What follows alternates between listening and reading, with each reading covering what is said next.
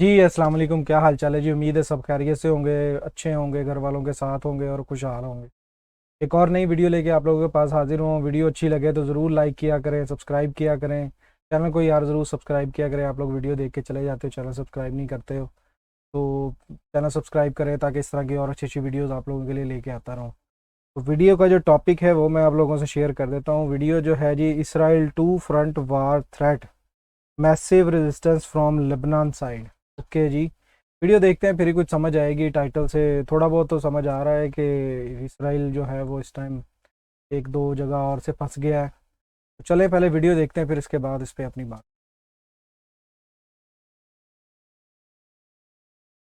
Israel की first line of defence Iron Dome वो बुरी तरह से फेल हो गया है। इसको फर्स्ट लाइन ऑफ डिफेंस इसलिए कहा जाता है कि जितने भी रेजिस्टेंस की तरफ से रॉकेट दागे जाते हैं इजरायली शहरों की तरफ, उनको कौन बचाता है? आयरन डोम। आयरन डोम हवा में ही हमास के रॉकेट्स को न्यूट्रलाइज कर देता है और बड़ी फिर वाह होती है कि क्या बात है आयरन डोम की। और इनके जो बड़े बड़े शहर हैं, मतलब कई हजारों में रॉकेट्स दागे जाते हैं, लेकिन इनका जो एयर डिफेंस सिस्टम है वो है इतना जबरदस्त कि वो उनको इंटरसेप्ट कर लेता है मोस्ट ऑफ द मिसाइल्स को।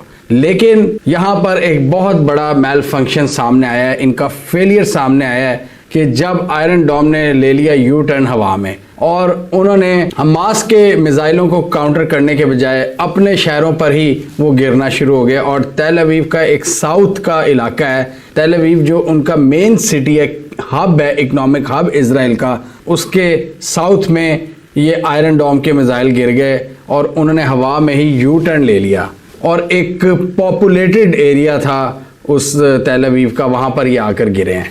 यानी अगर सादा अल्फाज में कहा जाए तो इजराइल का जो फर्स्ट लाइन ऑफ डिफेंस ये आयरन डोम मिसाइल सिस्टम है, ये फेल हो चुका है। और इसके फेलियर की एक और जो सबसे बड़ी रीजन एक्सपर्ट्स बता रहे हैं वो ये है कि ज्यादातर इनके रॉकेट्स कहां पर फेल हो रहे हैं, इनका जो आयरन डोम सिस्टम है वो कहां पर फेल हो रहा है? वो लेबनीज रेजिस्टेंस के सामने फेल हो रहा है। क्योंकि हमास के रॉकेट्स को तो ये इंटरसेप्ट कर लेते हैं क्योंकि वहां पर डिस्टेंस आता है गजा से जब ये दागे जाते हैं। अब लेबनान के साथ मसला क्या है, ये जो हिजबुल्ला जब रॉकेट दागती है तो वो बहुत करीब इलाकों से वो दागते हैं, वो बॉर्डर के बिल्कुल ऊपर बैठे हुए हैं। तो आयरन डोम को रिएक्ट करने का टाइम बहुत कम मिलता है क्योंकि ऑब्वियसली उसकी भी बैटरीज होती हैं, वो पूरा प्रोजेक्टाइल उसने पूरा जाना होता है, वो उसने एक्टिवेट होना होता है। तो इतने शॉर्ट टाइम में, इतने शॉर्ट डिस्टेंस पर वो सही तरह नहीं एक्ट कर पाता और इसी वजह से बाज़ औक़ात उसको वो मेल फंक्शन हो जाता है। और यही सबसे बड़ा थ्रेट है इजराइल को, टू फ्रंट वॉर थ्रेट, कि एक तरफ इनका महाज इस वक्त टोटल गर्म हुआ हुआ है गजा के अंदर और दूसरी तरफ हिजबुल्ला ने तंग किया हुआ है इन्हें। ये बहुत बड़ा चैलेंज इस वक्त इजराइल को फेस करना पड़ा है, टू फ्रंट वॉर थ्रेट, जो हम कभी बात किया करते थे। ये हमने जब गलवान वैली पे वीडियोस बनाई थी कि भारत को टू फ्रंट वॉर थ्रेट था, ये लद्दाख में और गिलगित बल्तिस्तान वाली साइड से पाकिस्तान की जानिब से और दूसरी तरफ अक्साई चीन में, तिब्बत के रीजन में चाइना। तो यहाँ पर इनको एक टू फ्रंट वॉर थ्रेट पैदा हो गया। एक फ्रंट को तो ये संभाल रहे हैं हमास वाले फ्रंट को, लेकिन ऑन ग्राउंड हमास ने भी अब काफ़ी तंग करना शुरू कर दिया है। जो मिसाइल उनकी तरफ से दागे जाते थे वो इंटरसेप्ट कर लेते थे, लेकिन लेबनीज जो रेजिस्टेंस है यहाँ पर बड़ी मुश्किलात हो रही हैं आयरन डोम को। एक तरफ से हमास के रॉकेट्स आते हैं, दूसरी तरफ से लेबनान से रॉकेट्स आते हैं, तो आयरन डोम लगता है कहीं कंफ्यूज हो जाता है कि मैं किन्नू फड़ा पहले। तो ये जो रॉकेट्स लेबनान में आ रहे हैं साउथ से, ये क्रियात शमूना एक रीजन है, यहाँ से दागे जा रहे हैं जो बहुत ही कम डिस्टेंस है जिसका इजराइल से। इसी वजह से आयरन डोम को रिएक्ट करने का बहुत कम टाइम मिल रहा है। और ये वीडियो भी सोशल मीडिया पर सर्कुलेट कर रही थी, आयरन डोम इंटरसेप्टर जो था ये किस तरह मेल फंक्शन हो रहा था और ये यू टर्न ले रहा था और वापस अपने ही इलाके पर मिसाइल दाग रहा था तेल अवीव के इलाके में। अब जैसे सोशल मीडिया पे मैं कई जगह पर देख रहा था कि जो फ़लस्तीनी हैं, जो गज़ा के लोग हैं, उनके पास तो कोई आयरन डोम नहीं है। तो जब उन पर स्ट्राइक्स होती हैं तो उनको तो बचाने वाला कोई नहीं होता, लेकिन जब हमास रॉकेट्स दागता है तो इनके पास तो आयरन डोम होता है। तो इसी वजह से जो सिविलियन कैजुअल्टीज़ हैं वो बहुत कम होती हैं। लेकिन अब इसके फेलियर्स एक्सपोज होने के बाद ये अब आप खुद सोचें कि इजराइल के लिए कितना बड़ा चैलेंज हो जाएगा कि एक तरफ ऑलरेडी उनको 2 महाजों पर वो 2 महाज उनके टोटल गर्म हो चुके हैं। इसमें ये कोई अब ये बात ढकी छुपी नहीं रही या ये कोई एग्जैजरेटेड फैक्ट नहीं है, ये बिल्कुल एक रियलिटी है कि 2 फ्रंट्स गर्म हो चुके हैं। इस वक्त अर्बन वॉरफेयर लड़ी जा रही है गजा के अंदर, एसिमेट्रिक अर्बन वॉरफेयर, जिसमें आप हर तरह की टैक्टिक्स का इस्तेमाल करते हैं। और ये हमास वाले भी वीडियोस डाल रहे हैं सोशल मीडिया पर कि किस तरह उनके टैंकों को उड़ाया जा रहा है। और अगर उनकी एक नई कोई खेप आती है मिज़ाइलों की हमास की जानिब से, जो वो अगर इजराइल पर दागते हैं तो वो फिर किस तरह डिफेंड करेंगे। और दूसरी तरफ से हिजबुल्ला भी रॉकेट दाग रहा होगा करीब डिस्टेंस से, तो डेफिनेटली ये इनके लिए एक बहुत बड़ा चैलेंज बन चुका है कि इनकी जो फर्स्ट लाइन ऑफ डिफेंस है वही अगर चैलेंज कर रही है तो क्या बनेगा इजराइल का। इजरायलियों को बड़ा प्राउड है इस पर, और ये नैरेटिव बड़ा चलता है कि देखो जी इजराइल के पास कम से कम आयरन डोम तो है ना जो इनके मिसाइलों को रोक लेता है। तो जब इतने ज़्यादा जब आना शुरू हो गए हैं और ये इसी वजह से इसकी एक बहुत बड़ी ये कमज़ोरी भी अब एक्सपोज हो गई है इस सिस्टम की कि ये शॉर्ट डिस्टेंस पर ज़्यादा मिसाइल्स को नहीं इंटरसेप्ट कर सकता। ऑब्वियसली उसको चलाने के लिए बैटरीज चाहिए, पूरा इक्विपमेंट चाहिए, वो कोई फ्री में तो नहीं चलता, वो एक पूरी साइंस है जिसको मेंटेन रखने के लिए बहुत ज़्यादा एफर्ट दरकार है। और अगर इनकी जो इंस्टॉलेशंस हैं, जो आयरन डोम की इंस्टॉलेशंस हैं, अगर इन पर अटैक हो जाता है तो फिर सोचें कि कितनी बड़ी मुश्किल में फंस जाएगा इजराइल। और इसी वजह से पता क्या हो रहा है, अब हो ये रहा है कि कुछ इलाकों को इवैक्यूएट करना पड़ रहा है इजराइल को। जी हाँ, ये जो करीबी एरियाज है ना जो हिजबुल्ला की रेंज में हैं, ये लेबनान के साथ जो हैं, उनको इवैक्यूएट करना पड़ रहा है इन्हें। और इसलिए इवैक्यूएट करना पड़ रहा है कि यहाँ पर अब जो मिसाइल रोकने की कैपेबिलिटी है वो खो चुके हैं। तो वो कह रहे हैं ठीक है गिराओ मिसाइल हमारे घरों पे, हम इन इलाकों को ही छोड़कर जा रहे हैं। इतना सख्त चैलेंज है इस वक्त इजराइल के लिए। इजरायली फोर्सेस ने ये एक चैनल से बात करते हुए बताया, उन्होंने कहा कि हमारे कुछ शहर जो बहुत करीब हैं, अब हम वहाँ पर आयरन डोम सिस्टम नाफिज ही नहीं करेंगे, क्योंकि अब हमारा मकसद ही नहीं है कि उन शहरों को बचाना है। हमने वहाँ से पॉपुलेशन को फारिग करा दिए, इवैक्यूएट करा दिए, निकाल दिया वहाँ से और सेफ एरियाज़ की तरफ ले गए। और ऑब्वियसली वे ऑलरेडी बड़ा एक छोटी पट्टी है, कब्ज़ा कर करके ये बड़े हुए थे जितने भी हुए थे, और फिर भी बहुत नैरो पट्टी है। तो कितनी दूर तक जा सकते हैं, कितना बच सकते हैं। ये 2 फ्रंट वॉर थ्रेट एक इनके लिए रियल चैलेंज, एक उभरता हुआ चैलेंज बनकर सामने आ रहा है, जिसको काउंटर करने के लिए इनकी जो मुश्किलात हैं वो बढ़ती जा रही हैं। ये आप इस तस्वीर में देख सकते हैं कि ये जो आयरन डोम डिफेंस सिस्टम है ये किस तरह काम करता है। पहला स्टेप होता है जी ये एनिमी की तरफ से रॉकेट दागा गया है। दूसरा स्टेप होता है ये रेडार सिस्टम डिटेक्ट करता है रॉकेट को, उसको ट्रैक करता है जो रेडार सिस्टम है बेसिकली। फिर तीसरे स्टेप में जो कंट्रोल सिस्टम है वो इम्पैक्ट पॉइंट को एस्टिमेट करता है, वो किधर है इम्पैक्ट पॉइंट। चौथे सिस्टम में जो लॉन्चर है जहाँ पे मिसाइल नस्ब होते हैं वो दाग देता है, वो मतलब लॉन्च कर देता है मिसाइल को, ताकि वो हवा में इंटरसेप्ट करे, आपके जो ऑफेंडर है उसको इंटरसेप्ट करे। तो वहाँ पर वो फिर हवा में ही उसको काउंटर करता है और फिर एक एक्सप्लोजन होता है हवा में।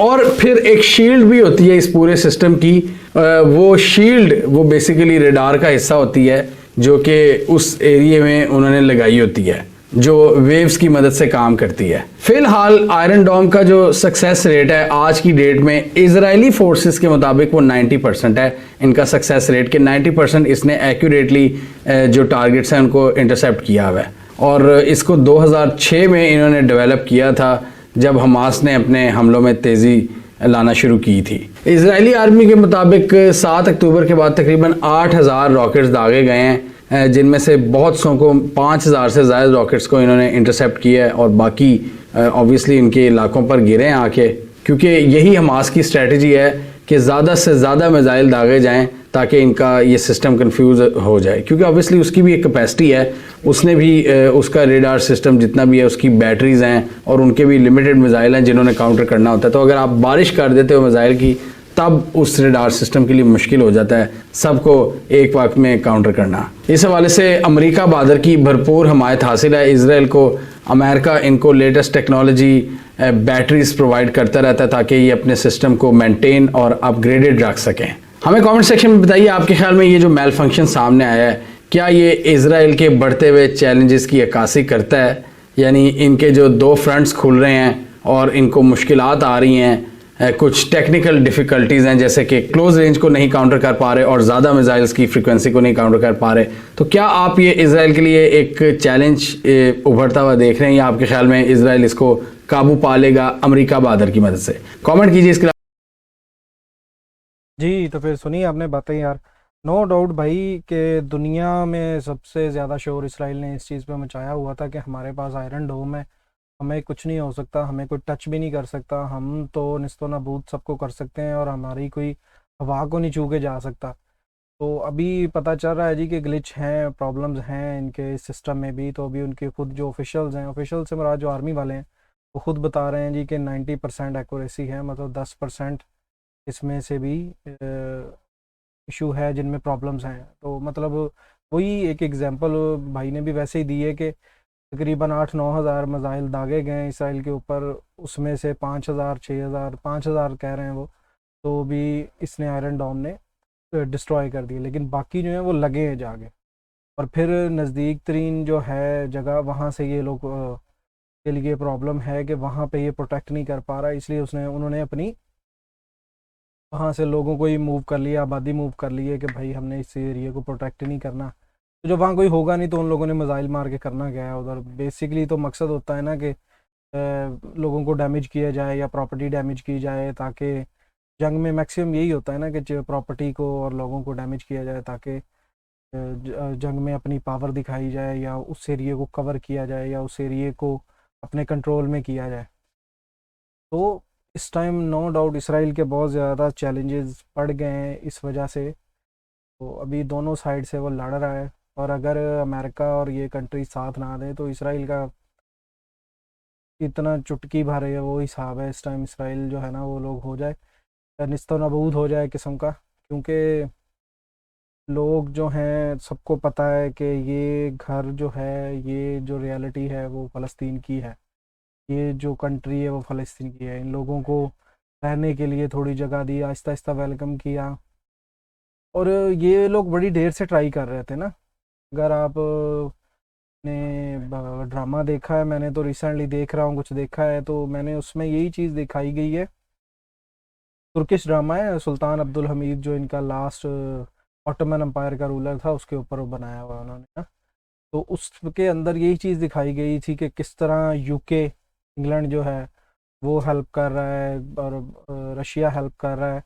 तो इन लोगों की मतलब सामने आगे नहीं, अंदर खाते पीछे से छुप के, वो भी किसी तरीके से। तो उसने जो सुल्तान अब्दुल हमीद ने जो मस्जिद अक्सा है उसके इर्द गिर्द की प्रॉपर्टी भी ख़रीद ली थी, ताकि ये लोग उसके करीब ना जा सके किसी भी तरीके से, आहिस्ता आहिस्ता आहिस्ता। लेकिन ये कि जब इतने टाइम की एक प्लानिंग चल रही हो ना, लंबे अरसे की, दूर दराज की, भी आज नहीं 10 साल बाद, 15 साल 20 साल बाद ही यहाँ पे हमने ये ऐसे करना है, तो इसको स्लोली लेके चलना है, तो वो फिर हो ही जाए। तो ये भी सारा वही सीन है कि उन्होंने आहिस्ता आहिस्ता थोड़ा सा कब्ज़ा किया, फिर थोड़ा और कब्ज़ा किया, फिर थोड़ा और कब्ज़ा किया, करते करते करते आज यहाँ तक वो लोग पहुँच गए हैं।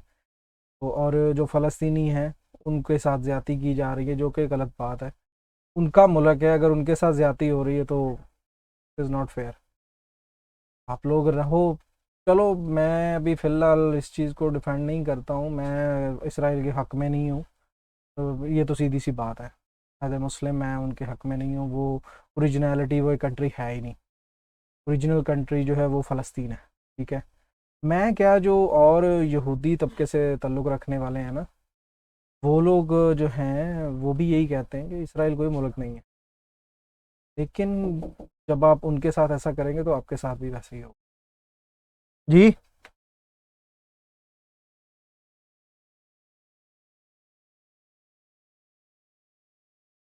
तो बात ये है कि हम लोगों को थोड़ा सा ओपनली सोचना पड़ेगा कि इसराइल जब सबके साथ ज़्यादती कर रहा है तो उसके साथ भी तो होगी ना फिर। ऐसा नहीं है जी कि आप जो मर्ज़ी करते रहें और आप कहें कि आपके साथ कुछ भी ना हो। और नो डाउट इसमें कोई शक नहीं है कि पूरी दुनिया का मीडिया जो है वो इस टाइम इसराइल का साथ दे रहा है कि उनके साथ ज़्यादती हो रही है। क्योंकि बात वही है ना कि जब वो जिस तरह भाई बोलता है अमेरिका बहादुर, तो बात वही है कि वो अमेरिका हर लिहाज से उन्हें सपोर्ट कर रहा है, तो वो लोग लगे हुए हैं ये चीज़ में। भाई ऐसा नहीं होता, ताली दोनों हाथों से बजती है। आप लोगों ने इतना दबाया हुआ है, उन्हें इतना दबाया हुआ है कि उनके लिए रहना, ज़िंदगी गुजारना मुश्किल है।